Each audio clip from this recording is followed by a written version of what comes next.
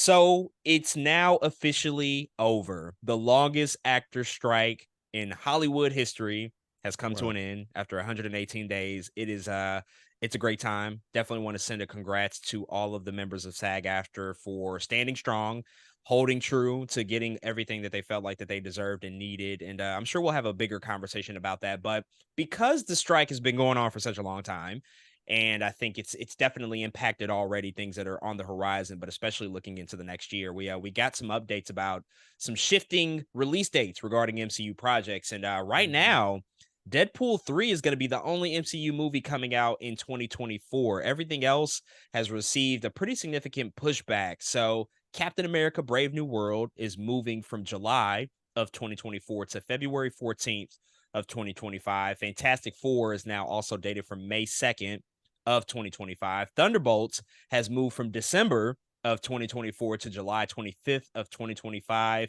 and Blade has also received a new release date of November 7th, 2025, which is pretty ironic because it was supposed to come out right about now, and it's receiving almost a 2-year delay after all of the shifting release dates. And we saw the Marvels last night. We're going to review that movie next week, but we had talked about the fact that it's going to be a pretty light year for the MCU next year, which Mhm. may be a good thing considering all the stuff that's happening around the MCU. But it also looks like that some of these shifts are very much due to just the impact of the strikes. There was some news that came out as well stating that there's going to be some extensive reshoots on Captain America 4.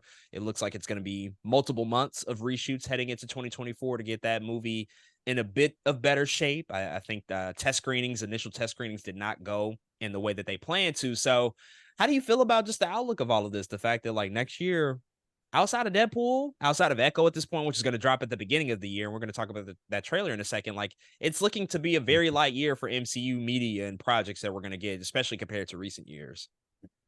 We've been talking at lengths recently, I think, about the overpouring and the over, producing that Marvel has been doing, man. And in that, I think, way of approaching their projects has been watering down the quality of a lot of them. And I think, having taking time to say, look, let's push a lot of these projects back. Let's reevaluate.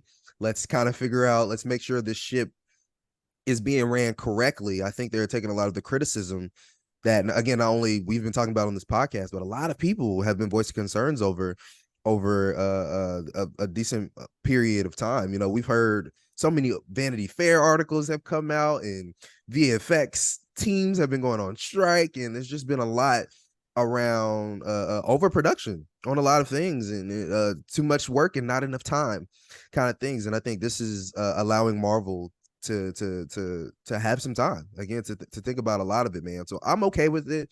I think I think a lot of us, another conversation we've had at length, of course, is superhero fatigue, blah blah blah.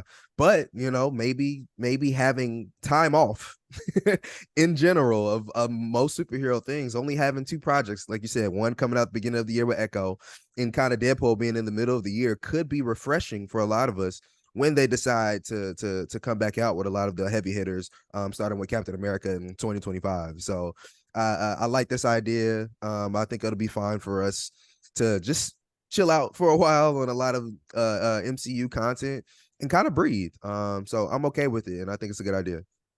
Yeah, this is also one of those situations where I think people had been calling for some sort of break, some sort of period off, and it's like, well, be careful what you wish for because you might actually get it. And I Hmm. think we'll see how 2024 plays out, but I think after the year that 2023 has been, not just for Marvel, which this might be the worst year that they've had, but also you look at DC, you look at other franchises that have really squandered and have performed far below expectations. I mean, in general, I think a lot of stuff needs to be reevaluated from an IP standpoint, from a big blockbuster standpoint. Marvel obviously being one of the most I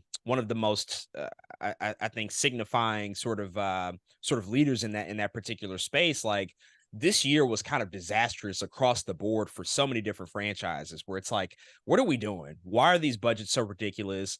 Why are people being overworked to a degree that is requiring these unionizations and these strikes to take effect? Like all of that stuff is really, I think, just snapped into focus this year that the Hmm. conditions in Hollywood are not sustainable and things need to change. And this is a reflection of that.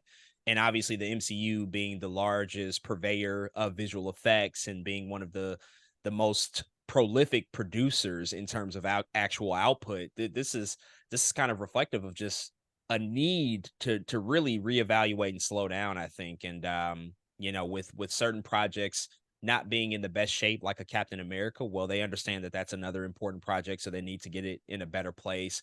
But also Fantastic Four, Blade, Thunderbolts, like none of these things have even filmed.